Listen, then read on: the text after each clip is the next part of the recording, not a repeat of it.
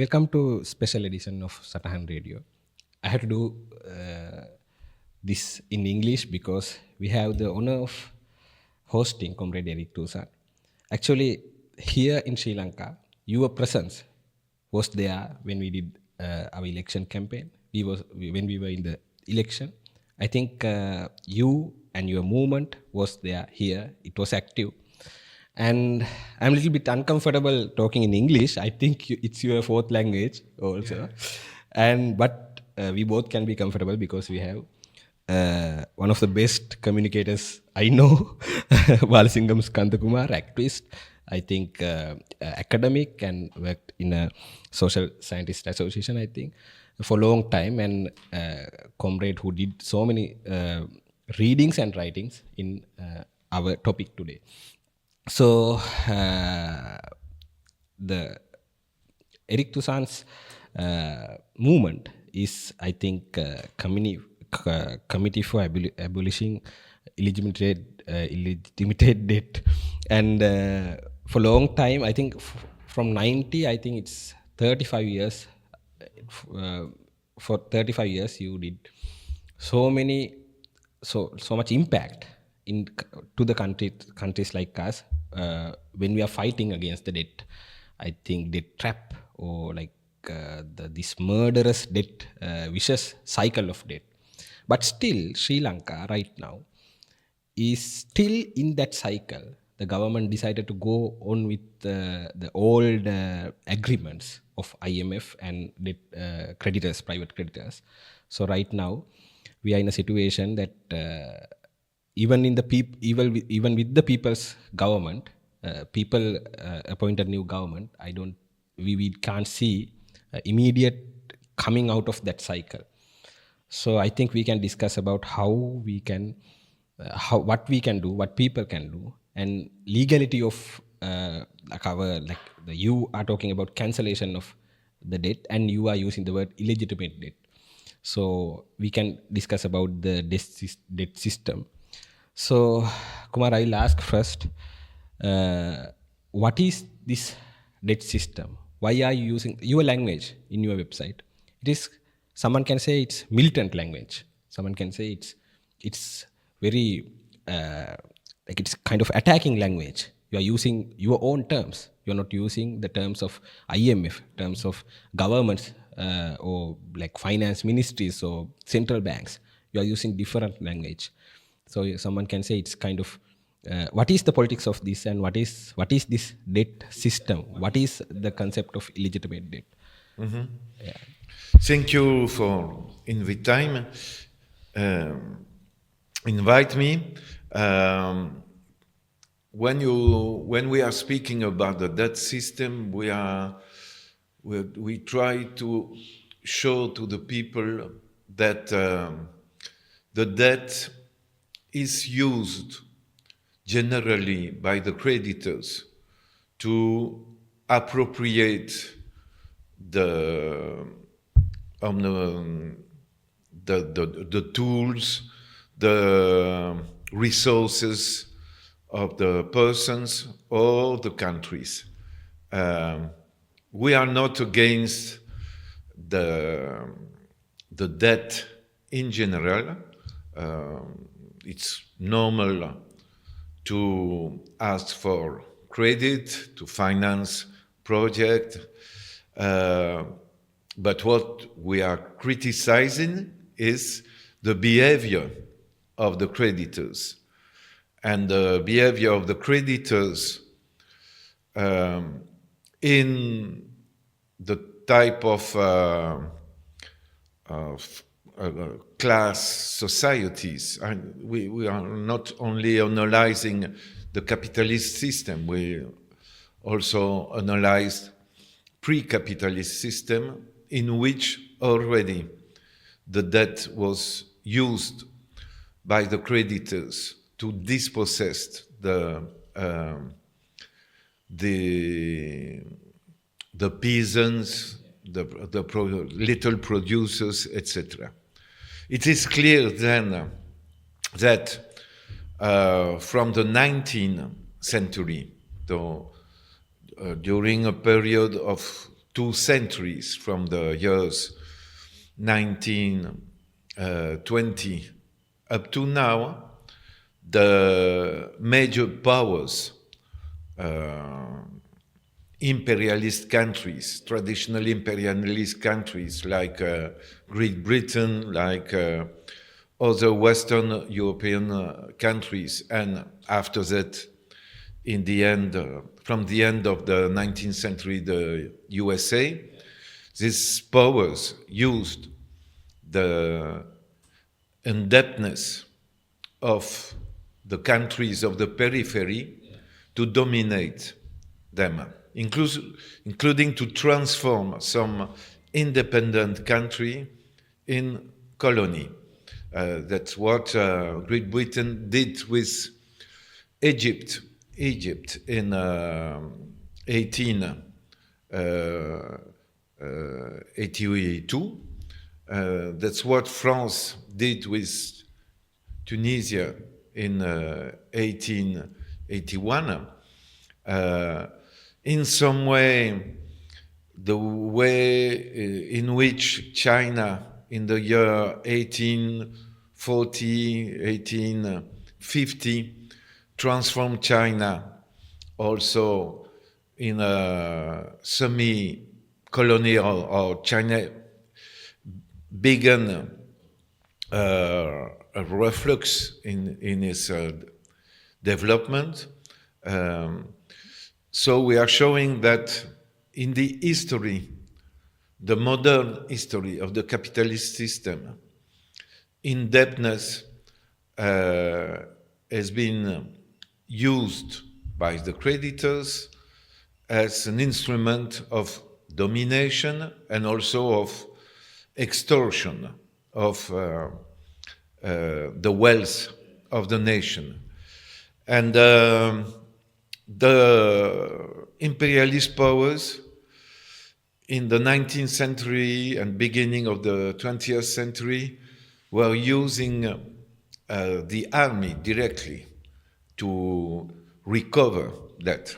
Now, I would say, after the World War II, with the foundation of the IMF and the World Bank, they don't have anymore the necessity, these powers, to use the army to invade the country. They are using the IMF and the World Bank as instrumental to the policy.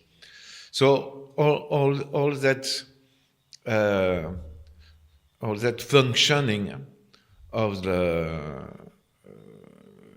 global capitalist system at a world scale, we name that the debt system. Yeah. So, Kumar, I think I need your help to continue this conversation, and let me tell the name of the committee again: Committee for the Abolition of Illegitimate Debt, CADTM. We used the work of CADTM for our when we built our own arguments in here. So, can you explain more about CADTM and what is the impact of what Comrade Eric and others did, and how we are connected to that movement, and continue the conversation? Yes, so I think what I'll do, Tarindo, thank you, is put that question to Eric, rather hear it from the horse's mouth. Yeah. So let me ask you, Eric, as Tarindo said right at the top, you've been on this journey since 1990. Yes. And when you began this was also something that was maybe relatively new to you, because your background as an activist, as I recall from the 1980s, was in Latin America, Central America solidarity work. The revolutionary movements then in El Salvador, in Nicaragua, and so on. So what made you begin, what made you take the issue of debt, which for many people even now is seen as a technical issue, an economic issue, an issue for specialists, not even for people who are politically active. it's seen as something we cannot quite understand or make sense of, or we don't have the tools to Yes. make sense of it. So you are a historian by training, your academic training. So you defied all of these stereotypes or prejudices. So what made you take up the issue of debt, and why did you think we needed to form this association? Initially, its name, Tarindu, was the Committee for the Abolition of Third World Debt. Okay. And it evolved into what its name now, because, as Eric will, I think, also share with us, it comes back to what he said about debt being a global system. Yes. It's not only about formally colonized, imperialized societies. And Eric will hopefully also speak about the tragic situation in Greece, where he also was directly involved. So maybe could you just give us a little bit also of that personal biography and journey of yourself and of CADTM? Yes. Thank you very much for this question. Indeed, it's very concrete, my experience with the debt system. I was a professor in secondary school since 1975,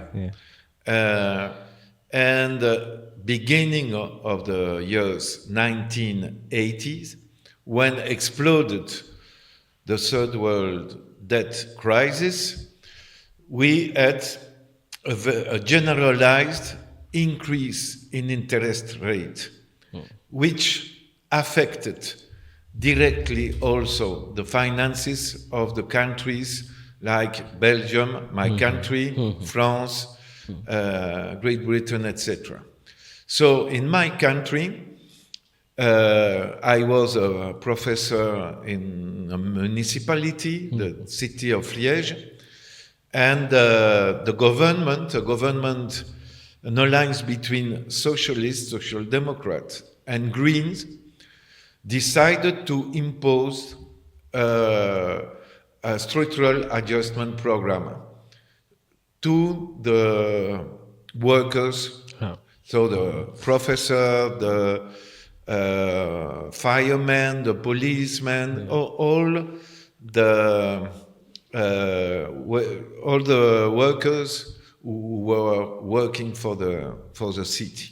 So they reduce in the name of the repayment of the debt, because the interest rate were up to 12%, which was very high in Belgium in this epoch in relation with what were the interest rate before. So we were, personally and with my colleagues, directly involved in the debt crisis, in the gestion of the debt, to impose neoliberal policy in the name of over-indebtedness. So we began to audit the debt reclaimed to our city. And we made an audit, and we analyzed why the debt of the city was so high. So I was personally immediately prepared to transfer my knowledge to what affected the third world countries. So it was the years 80s, and during these years, Fidel Castro, the president of Cuba, in the year 85, tried to convince other third world countries to create a common front to oppose the payment of the debt. In Africa, the young president of Burkina Faso, Thomas Sankara, influenced by Fidel Castro, also tried to convince the people, the folks of Africa and the president of Africa to create a common front against the payment of the debt. Yeah. And so the idea of creating an organization in Belgium on the question of the third world debt began to born in my in my brain.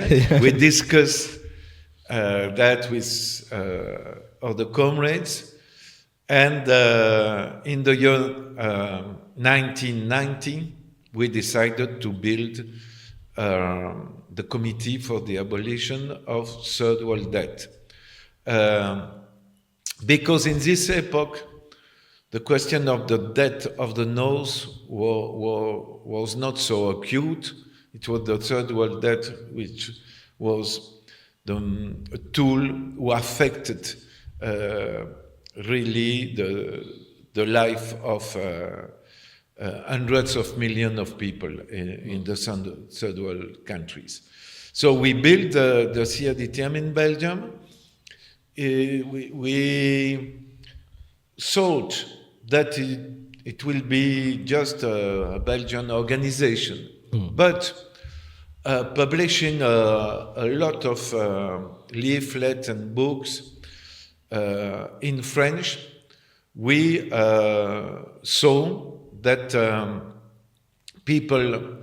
young people in Africa, in Haiti, in countries where French were the speaking language, heritage of the imperialist domination, Yes, French yes. people in these countries contact us and ask us, can we create a CADTM in our country, because we agree with what you are writing. Yeah. And so the idea came to create an international network. And in 98, from India, people from an organization whose name was VAC contact us, invite us. So not only we expand the work to the French-speaking country, but we began publishing in English, thanks to the comrade in India, and also the contact increased. There were development, and we began to publish in Arabic because we developed our network in Algeria, in Morocco, in Syria at the beginning of the year 2000. And now we are a world network with organization in almost 39 countries. The majority of the organization are in Africa, and in some way we are the main network who is working on the question of the debt in Africa, the main organization. And we expand from the French-speaking countries of Africa to the English-speaking countries of Africa, like Kenya, Tanzania, Uganda. We will have a meeting, regional meeting for East Africa next month, for instance. Yes.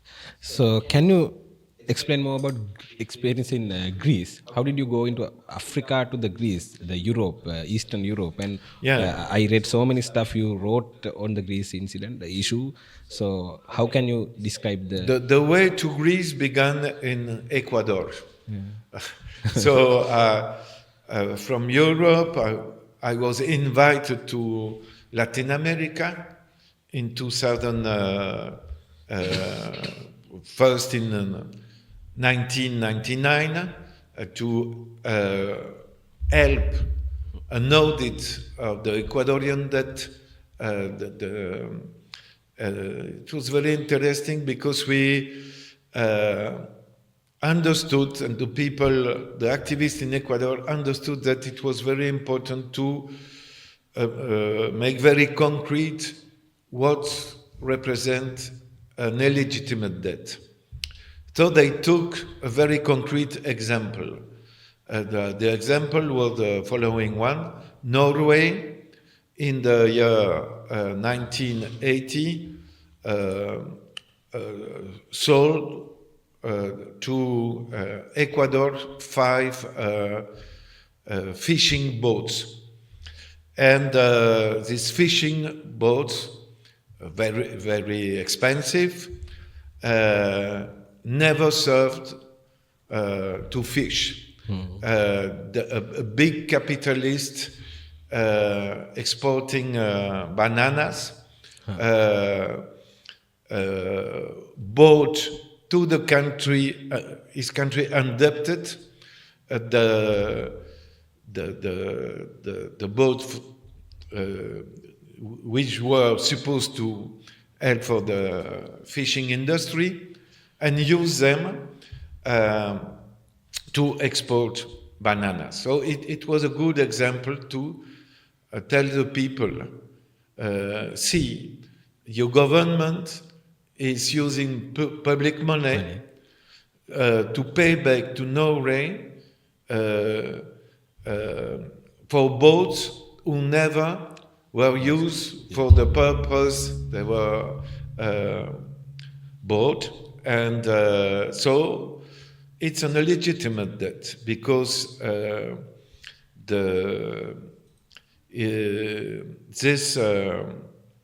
these boats never were used in the interest of the nation, of the people, etc. Yeah. So we built a campaign with the Ecuadorian, beginning of the years 2000, and we had contact with the activists in Norway. They began a campaign with us. Okay. And I helped to do the campaign, me from Belgium. It was a global campaign, a global initiative. And the Social Democratic government of Norway in 2006 decided to not respect the discipline of the Paris Club as creditor and to unilaterally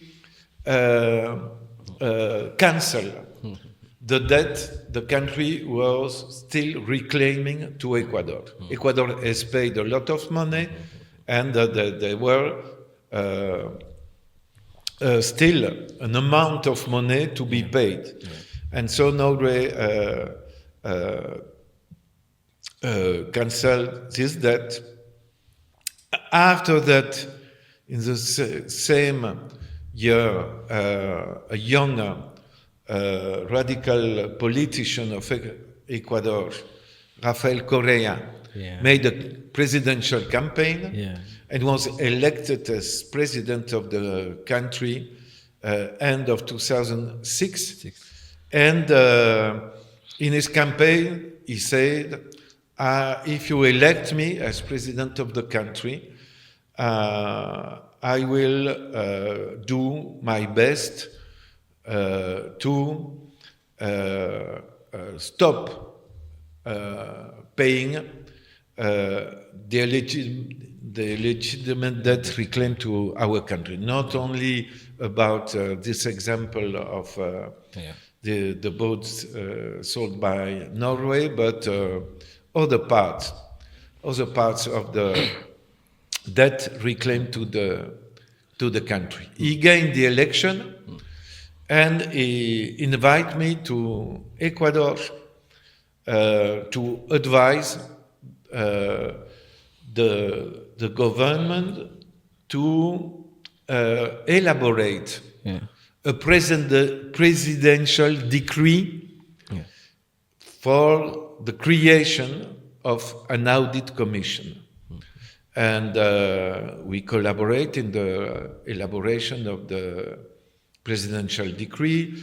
I also advise the government and the social movement about the creation of a bank of the south. Yes. This president expelled the permanent representative of the World Bank. A good example for Sri Lanka. For Sri Lanka, yes. We were talking about it. He told the IMF, you cannot anymore use the office of the central banks. You have to look for a rent in the capital if you want to stay here.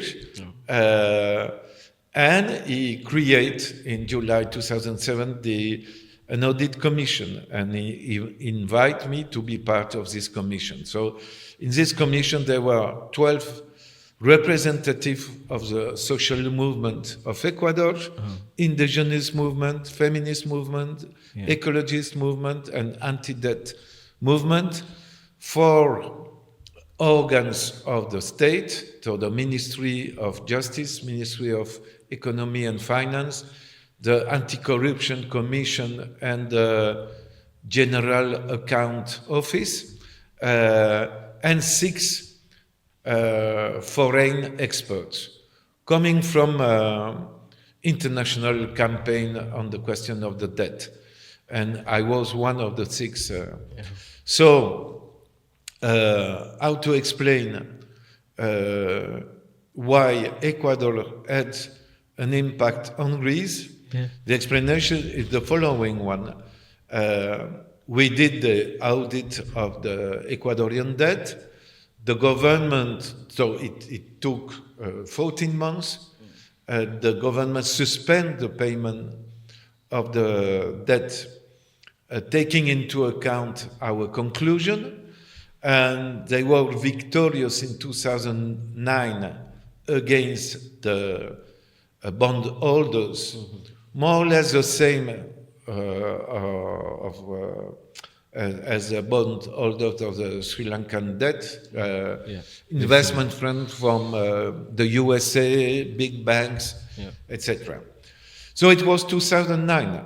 In 2010 began the crisis of the debt in Greece, and the IMF came and imposed a structural adjustment program to Greece. So we made campaign in Greece, taking as example what the Ecuadorian government did, and several members of the parliament supported. First we begin with activists, but several members of the parliament, because of what we did at the rank and file level with the students, etc., several members of the parliament wrote a project of law saying we should use the example of Ecuador and do the same thing in Greece. It was in 2010. A CADTM and an audit collective for the citizen audit of the debt was built. It had a big impact because of the movement of occupation of the public. Yes, in Times Square, and all the public square in Greece were occupied in July 2011 in this big global movement of the Arab Spring and Occupy Wall Street, etc. It was this epoch. So the coalition of radical left forces took this demand of suspending the payment of the debt and the audit, and it was one of the priority of the program of Syriza, which means coalition of the radical left. And Syriza won the election on the 25th of January 2015, exactly 10 years ago. Okay. And the president of the Greek parliament, a young woman, invite me to the parliament, and we discussed, and she proposed to me to coordinate the building and the work of an audit commission created by the president of the parliament. It was not a parliamentary commission. Yeah. It was a citizen audit commission created by the speaker of the Greek parliament. That's not the same thing. And so we did the audit of the Greek debt. Yeah. So that's a story. Can I ask a Yes. follow-up? Yes. So, Eric, let's excuse me. Let's pick up on this question of illegitimate or odious debt. Yes. Let me put this question from the perspective of this little place, Sri Lanka. Yeah. In 2022, when the crisis exploded here, and it was seen as a crisis of indebtedness, we were bankrupt, we could not service our loans. There were two responses among large sections of society here. One was that people relate this question of debt to, they make it into, in our minds, we make it into an individual issue. Yes. So we think about it in the same way we think about individual debt or household debt. So the first response was to people like us who were saying immediately, well, there has to be a stop, the moratorium or standstill, there has to be, of course, debt relief, and all those questions. The immediate question is, no, this is morally, this is not correct. If you lend me money, I should not be able to turn around and say to you, Eric, I'm sorry, I can't repay you, so bye-bye. So that was a first way of processing this, a moral, I can call it a moral way. Yeah. The second was, it's a bit perverse, Talindo. Yes. And it was perverse in this way. People were very angry with the regime, the Rajapaksa regime and the Rajapaksa family, now across classes. And the anger was also there among those who had invested all their hope in that regime also. They had many ideas, many aspirations which they associated, first with Mahinda and later his brother Gotabaya. And they thought, if we say debt relief, we are absolving, we are giving a get out of jail free card to this family, to this regime. No, the debt must remain so that they can be held accountable for it. Yeah. Of course, the debt is not a debt in the name of the Rajapaksas. The debt is unfortunately in the name of Tarindu and myself as citizens of Sri Lanka. You don't have to pay. So I think I give you this context to ask you to please explain to us, when you use the term illegitimate debt, maybe that is not something that we understand. We do not fully really understand it. So if something is illegitimate, that also means that you are accepting or recognizing that there is such a thing as legitimate debt also.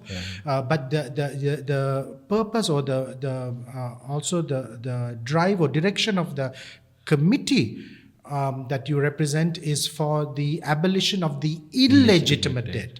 So could you help us understand what we should, how do we define this thing called illegitimate debt, which in the past we used also the word odious. It's a kind of an old word of French origin, maybe that's why we have moved from odious to illegitimate, but the committee stands for the abolition of this kind of debt. So for people in Sri Lanka, how do we understand what is legitimate and illegitimate in our debt stock? Very simply, I would say an illegitimate debt is a debt accumulated in favor of the interest of a privileged minority. Could be the government, it could be the bankers of the country, the elites of the country, etc. A minority. When to be legitimate, a debt of a state, of a country, should be accumulated in the interest, in the general interest of the people. So, if a debt is built in the interest of a privileged minority, for us and for, I would say, a lot of politicians and jurists involved in the question of debt, they will say it's an illegitimate debt. We have also the concept of odious debt. And the concept of odious debt, there are two criteria. First criteria, the debt has been accumulated against the interest of the nation or the state or the people living on the territory of the state. First criteria. Second criteria, the creditors are not able to prove that they were unable to see that this debt was accumulated against the interest of the people. So there is a complicity of the creditors with the government who accumulated, who asked to this creditor to give loans to the government for odious or illegitimate purpose. If we take the case of Sri Lanka, I would say it's obvious. The debt reclaimed by the IMF is odious and illegitimate,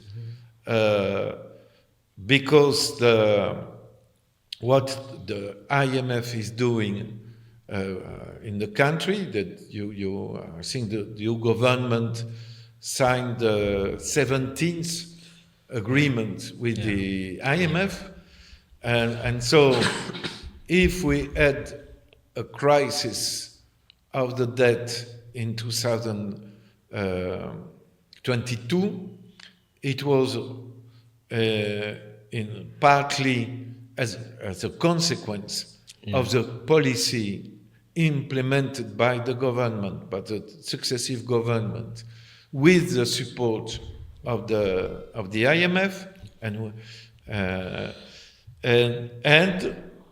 the conditionalities imposed by the IMF show that the creditors know perfectly what the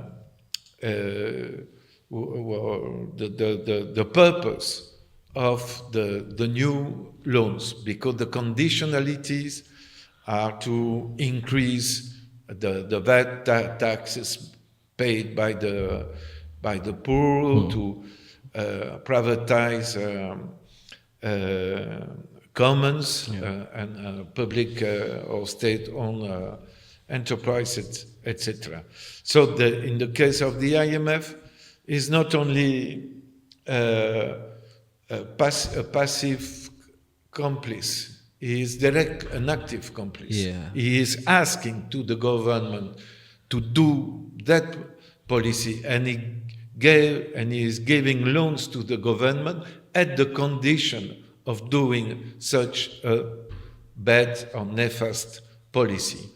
So for me, the case of the debt reclaimed by the IMF and also by the World Bank, because they are working together, is clearly odious. So I just want to ask you to give maybe one or two specific examples. It doesn't have to be from Sri Lanka, but from anywhere in the world. of where a debt is taken for purpose X. What is this X which we then say is illegitimate, is not in the public interest, is captured by an elite or a minority, and so on? We can understand perhaps the question of debt taken for military spending, which is to wage war against one section of your own population. How can we see that? Then those people will pay the debt. Yes, we wage the war against them, and we give them the bill. We give them the bill also for the bombs that we dropped on them. Sadly, yes. So, so in Sri Lanka, we saw a massive increase in our debt around mega infrastructure projects, so-called mega development projects. Exactly, but the question of the work of activists who want to convince the people is to show that the mega project, to analyze what was the real purpose of the mega project, what is the real actual result of the mega project. The mega project is really serving the interest of the people, the general interest of the country at the level of developing really itself in the interest of the people, or such mega projects like a port in deep water financed by the Chinese, or other infrastructure in Colombo financed either by the USA or by the Chinese, which means a lot of indebtedness, are really serving the interest of the people, such type of mega project? Or are they only or mainly at the service of the interest of export-led model who maintain the country in a relation of dependency as a peripheral country which is used by the big economic powers to their own interest. So it's at this level that, as you explained about the campaign we made in Ecuador about the boats which were supposed to help to the fishing industry, and in reality they didn't. So you have to explain to the people and to have a debate about the model and about the concrete consequences of mega project, and also what are the consequences of this type of mega project for the people who are living in the region. If you have a big dam, for instance, what are the consequences at the environmental level, and for the local population? Does the government or the corporation who built the dam, did they compensate to the affected population the displacement of the population? We should. So that's the question of showing how illegitimate is that is the work of the civil society, social movement, activists, but also the experts who can help to give credibility to the Arguments. to the argument. Exactly. Yeah. So can I ask that? It's not only mega project you can see. It's also in general, the policy. Yeah. I will give you some examples. I was responsible in the audit commission of the Ecuadorian debt to analyze, to audit the credit given by the World Bank and the IMF to Ecuador. A lot of the World Bank credits were not given to build a road, to build an hospital, to build schools. No, they were given to the country at the condition of changing the legal system, to privatize, to lay off people, because the World Bank is giving loan to pay for the redundancy payments, retrenchment, redundancy. Exactly. So this compensation creates more debt, and the people is laid off. So the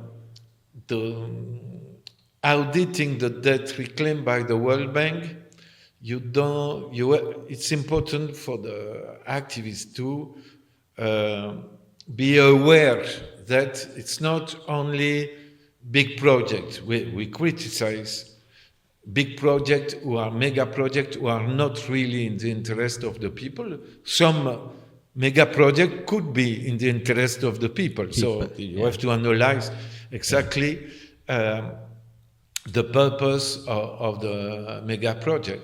But we are also to be aware of the fact that a lot of money given by the IMF and or lent by the IMF and the World Bank to a government is not about building something, is to do such policy. And so you have to analyze, does this policy serve or respect the interest and the right, human right of the population, or on the contrary, is it against the interest of the population? Yes. Tanu, can I just reflect on that? Because I'm so glad Eric made that addition. Because I also realized that, see, it's easy for us to speak about these mega projects because that is visible. Yes. But what Eric reminded us of is that so much of this money is going into what they call policy-based lending. So it's to support a particular set of policies. And I think this is something very, very important and not yet internalized by many of us in Sri Lanka. We are now in our 17th agreement. Of course, we began from 1965, but the majority of our IMF agreements were in the period after 1978. Nine of them. Yes, that means so in a concentrated period, which is the period of economic liberalization, open economy, basically marketization of our society. And taking what Eric said, so in other words, I am the IMF. And I come, Tarindu, and I lend to you Sri Lanka in 1978. And I'm lending to you on the basis that my loans are going to improve the economy, our growth is going up, our prosperity is growing up, our standard of living is going to go up. And then I come back to you again. You come to me again and I lend to you again. And you come back to me a third time and a fourth time and a fifth time. But what is happening in Sri Lanka? We keep getting lower and lower. Exactly. Because if I am lending you and it is achieving the so-called desired objective, then you should not have to come to me to get money. Again. Because you are becoming a more prosperous country. That means you don't have to rely on this external credit. But in fact, what is happening in Sri Lanka? Our debt burden, rather than going down is increasing. So in other words, what I am doing as the lender, I am like the guy you come to for your fix. Every time you need a fix, you need another injection, you need something else, you come to me. So I know and I'm giving it to you. I know you're addicted, Yeah. and I know that you will never get better. Better. You will never get better, but I keep coming back to you. So, am I your benefactor? Am I your savior? Am I your friend? Yeah. No. So I can actually that is really good to like compare this to addicted person to some like we have to get out of that. So and Eric, I want to ask what you when you were talking about the history, you mentioned 2 times you worked with governments, new governments, but even those governments were built by people's movements and so you are more focused on working with people who mostly unions and workers movements. So here I think I always think this the idea of exiting IMF or idea of getting cancelled this debt is not a simple policy or simple like we can just go and ask and just get cancelled.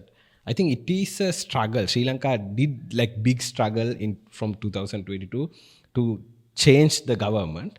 But I think even now, even with the government, even for the government, it is a struggle.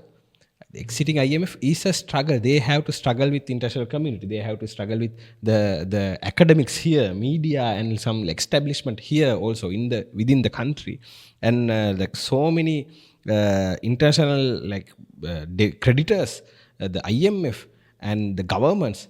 So you have to fight, and like I think government should fight for the people. So I think it is a struggle for government. And what is the practicality and legality? The people are asking about the practicality and legal. They are saying like, you just can't like we just can't do what you are saying. This is crazy argument. Like we can't do that. We have to be practical. We have to be like some kind of in Sinhala we can say shape peke. Like we have to be very friendly with IMF and try to win what we can win. Like. So what is like and I have to mention, you mentioned Thomas Sankara, you mentioned Crasto, you mentioned Rafael Correa, and maybe we have to talk about the Venezuela's Chavez. Like those people tried to build something internationally. I think this is not just something we can do and like we can handshake and like this is more than we have to build a movement. Even we occupied the government should build a movement. So what is your take on that? Yes, it's clear that the priority for us is to build a powerful movement, including to put under pressure the government. If the pressure from below is not sufficient, the pressure is coming from the creditors, from the big powers, from the elites.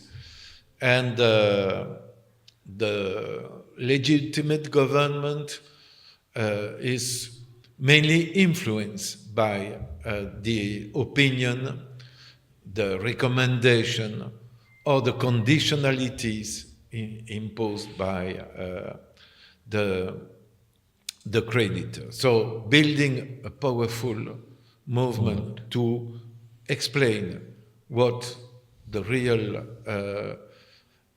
life is about the question of the debt is vital for us. And what is very important also is there are a lot of legal arguments in favor of suspending the payment of the debt or repudiating the debt.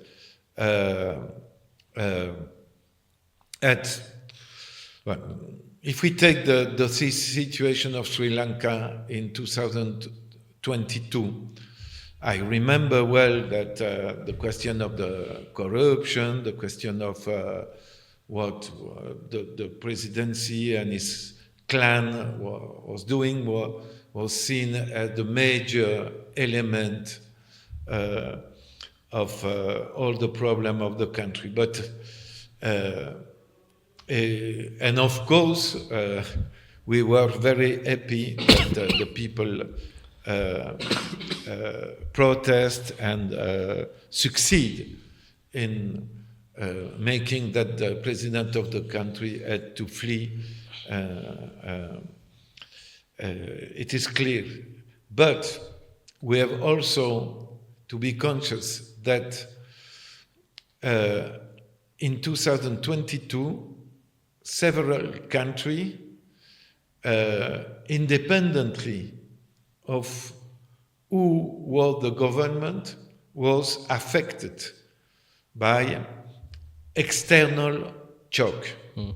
The shock of the pandemic of 2020, which affected the country like Sri Lanka, Egypt, Cuba, Tunisia, which model of development is based on tourism in the big part. So when the tourism stopped.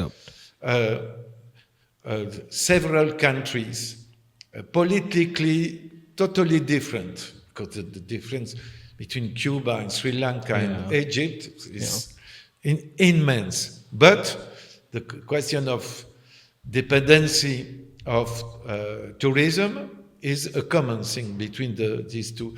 So they were affected. All the countries were also affected by the cost of confronting and answering the health problem created by the pandemic. Second external shock is the Ukraine war. So the increase of the price of the cereals and the increase of the price of oil. And countries like Sri Lanka, who were importing either oil and cereals, were directly affected by this external shock.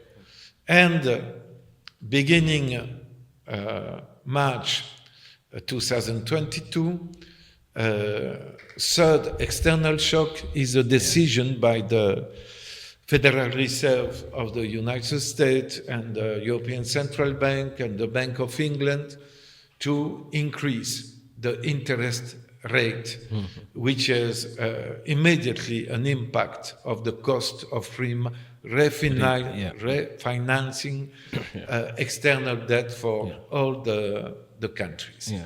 So when you have external shock who change fundamentally the situation of a country, you have legal argument to say there is a fundamental changes of circumstances.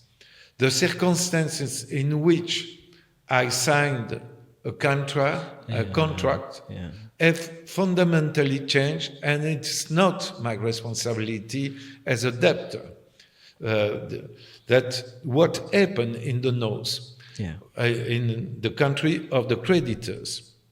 So you have a legal argument, at least to declare a moratorium on the payment of the debt without to have paying arrears on interest, unpaid interest.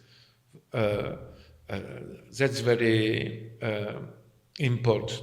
And the other legal argument is the doctrine of odious debt, what I told you. If the debt has been accumulated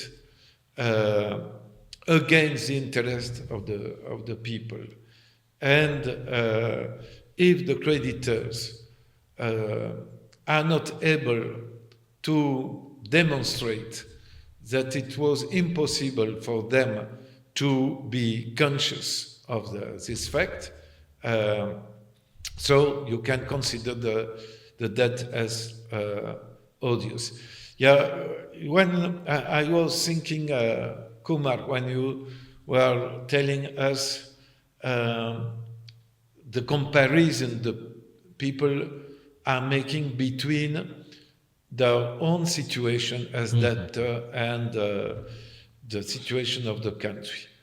You know, when a bank is thinking about giving you a loan to Kumar, the bank, you know that, will ask you a lot of questions. Are you in condition to pay back the loan I will, as banker, give to you? And what is happening, that the creditors, like BlackRock, who are buying bonds on the international market, don't want to ask the question to the government. They don't want, or they are analyzing, they are asking for risk premium, so they know that the country is not really in good condition to pay back, but when the country entered in a crisis or default, they say, I want the full reimbursement of my money. When asking for premium, risk premium, they absolutely know that they take a real risk. So if you take a real risk, you should pay for the consequences of that decisions you are taking as creditor. So the responsibility of the creditor who is giving loans to a government, and if the government is a corrupt government, it is clear that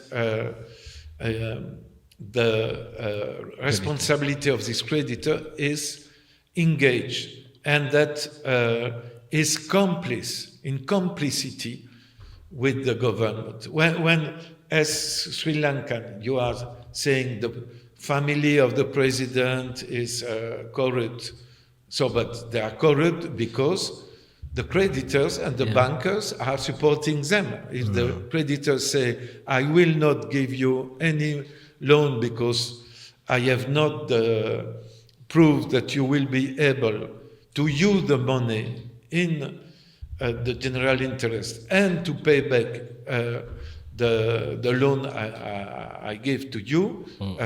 So it's very important to show to the people that there are legal arguments against the creditor to defend the interest of the population. I am not speaking the interest of the family of the president of the country, of the families, household of the country who are supporting the cost of the illegitimate indebtedness of their president. Yeah. Kumar, I think if you're not having another question, we can actually finish for now, because I think this is Eric is involving in so many discussions and conversations in from today. I think he's starting here and he's doing, I think. Yes, I had a few more questions, but I'm also conscious, like you. Yeah. Excuse me, not to exhaust him too much, but because, well, I don't know how we could do a second part, but because of course there's so many questions left, no? Yes. I would really have liked to take we up have the to follow question him of into the sessions. I think so. So hopefully in some of the talks that he will be giving, I hope we will get a chance to hear from Eric about this question of the BRICS. Yes. Because that is now being touted as some kind of new savior for Sri Lanka, the new way out. Sri Lanka has applied for membership of BRICS, and that if we join BRICS, that somehow this is going to be some alternative source of development financing. So okay, we'll finish this IMF agreement, but after we finish this IMF agreement, we'll go to the BRICS. For us. Exactly, waiting for us, this kind of I say free money coming. The other, of course, is that within the left, Tarindo, I don't need as you well know, there is, this perception always that somehow China represents some kind of anti-imperialist, Yes, and progressive, progressive yeah, force, yeah. and that somehow taking money from China is Yeah. better than taking money Yeah, from the the US US, or from yeah. the IMF, Yeah. and therefore this should be another route for us, and so on. So Yeah. I feel that there are many things that we have to clarify among ourselves Yes. as progressives, Yeah. because these perceptions are not just there among, I would say among some trade unionists, it's Yeah. there among radical activists, it is Yeah. there among a kind Writers, of a left academics. intelligentsia, Yeah, yes, yeah. it is there.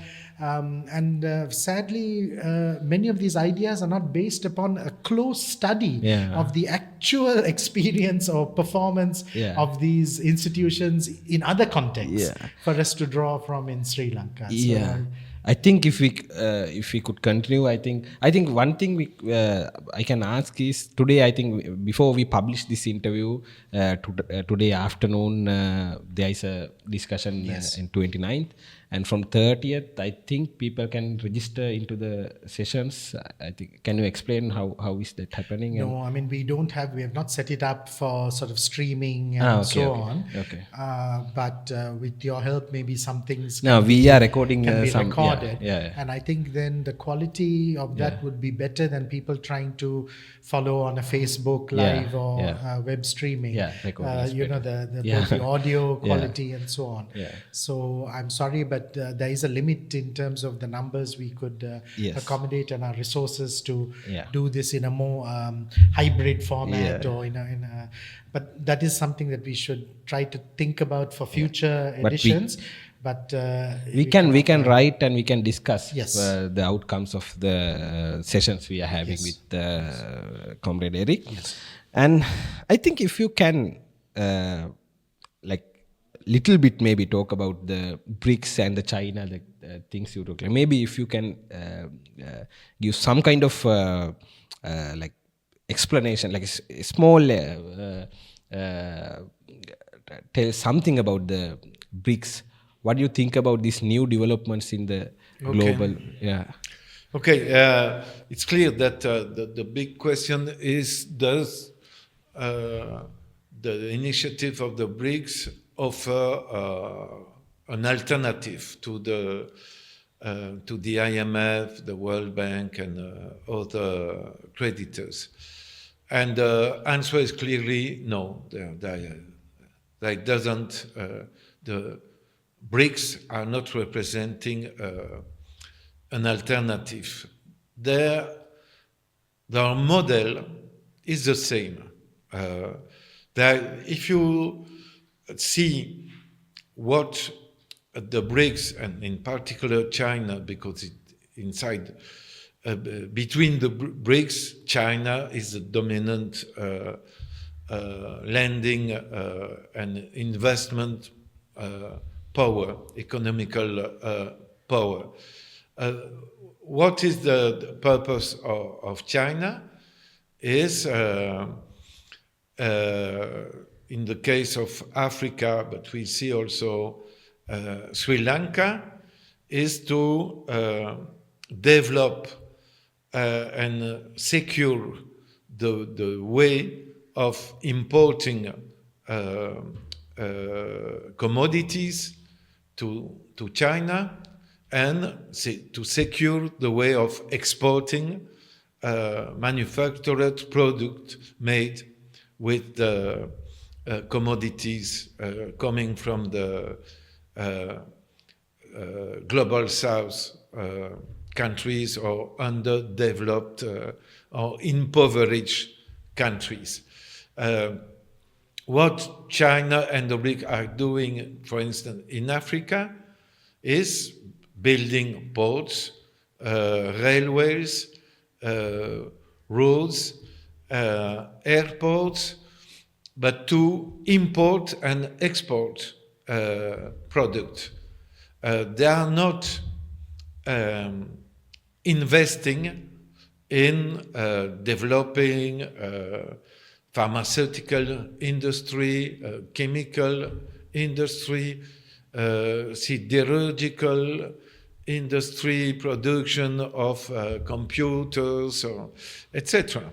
They are investing in the way of making more safe and less costly the export and import of what they need. So that's exactly what, for their own purpose, the USA, Japan, the Western powers of Europe are doing traditionally since after the independence of the countries, and also before the independence of the countries. So at this level, there are not really a difference between China, the BRICS, and the other creditors. What is also very important to see, if you read the last final declaration of the BRICS summit of October 2024 in Kazan in Russia, in the Federation of Russia, in the final declaration, in the first point, they say the IMF should stay at the center of the financial system. So they are not building an alternative to the IMF. You have a lot of also declaration of progressive intellectual like Vishai Prashad and others, the people of the Monthly Review in the USA, who are talking about de-dollarization. But in reality, they are not evolving really in favor of de-dollarization. And it was very interesting, a long interview given by Putin in beginning of November. I think it was the 7th of November in Sochi. There is a think tank, a pro-BRICS and pro-Putin think tank, whose name is Valdai Club. And in a long interview given by Putin, he said, we never say that we are against the dollar. We are in favor of the dollar as the main money in the international system. So we asked, and it was the 7th of November, he was telling to Trump, who was just elected, has been elected 2 days before, he was telling Trump, please alleviate the sanctions against us, because we are not opposed to the dollar. We should collaborate. And I think Putin at this level is sincere. He knows that, including if he would really do that with India, with South Africa, it's very complicated. India doesn't want to have a common money with China and with Russia and South Africa and Brazil. Yes, China, for China, it's more important to develop the use of the renminbi, his own money, than to build a new money. Yeah. Renminbi is accepted by the IMF as a money in which you can pay back your debt to the IMF. So the Chinese are very happy with that. I give you a very concrete example. You know that the end of 2023 was elected a proto-fascist president in Argentina, Javier Milei, who said, if you elect me as president of Argentina, I will cut the relation with China because it is a communist country, a Marxist government, and but the second commercial partner of Argentina is China. China. Argentina is exporting transgenic soja to China, Okay. and also minerals. And Argentina borrow money to China to pay back the IMF. So, for instance, China has given a loan of 3 billion, the equivalent of $3 billion to Javier Milei a few months ago to pay back the IMF. So there is a complementarity between China and the IMF. China is criticizing the IMF and say, we are not imposing the same conditionalities. Okay, but when China is talking with the president of Sri Lanka, you can be sure that China is telling the president of Sri Lanka, you should keep on with the agreement with the IMF. Why? Because China sees that in this way, Sri Lanka will be docile, will respect the discipline as a debtor country. It will be under the pressure of the IMF. The IMF is the bad policeman. China is the good policeman, but they are working together. So the IMF will Hammering beat us. Sri Lanka, and China will come and give a cigarette to the president and take a rest. We are sympathetic, but you have to pay back your debt to China and to the IMF. So that there is a complementarity, there is a tension, there is antagonist relation between the BRICS and the Western powers, but they are respecting the same type of model of development in the capitalist globalized system. They are not exactly the same system. For me, China is not equal. At the USA, China is not invading countries, is not giving directly bombs to Israel to develop the genocide. But the BRICS are, as my friend Patrick Bond from South Africa showing, the BRICS are selling fossil fuels, combustible, coal, gas, etc., to Israel. So it allows Israel to keep on with the war against the Palestinian people. If the BRICS were really wanting to build something different, at least the minimum in the summit in Kazan was not only to criticize Israel for what Israel is doing in Palestine, but to say we